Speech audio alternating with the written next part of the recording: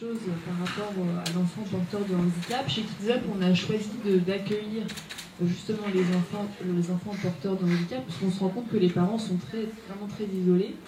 Dans nos structures, on a accueilli une petite fille qui était sourde à 80%, et un petit garçon qui a eu le syndrome de l'enfant secoué, malheureusement. Et on s'est rendu compte, alors il y a un protocole qui est mis en place, et c'est très complexe, mais au moins on le fait, et on se rend compte que sur les enfants, c'est une incidence considérable. C'est-à-dire que l'enfant, je fais le parallèle sur l'enfant qui a eu le syndrome, l'enfant secoué, il est arrivé, il avait des convulsions, il était très isolé, il ne parlait pas. Et aujourd'hui, il n'a plus du tout aucun symptôme et c'est un enfant complètement normal. Pourquoi ? Parce qu'il a été en contact d'enfants, enfin lui lui-même voilà, est normal, mais et aussi bien pour les enfants qui n'ont pas de handicap, ça leur permet aussi d'avoir un contact avec l'enfant différent. Et ça, je pense qu'il faut l'avoir dès le départ et dès qu'on peut effectivement impliquer la différence, montrer aux enfants qu'on peut être porteur de handicap et avoir une vie complètement normale et être socialisé. Voilà.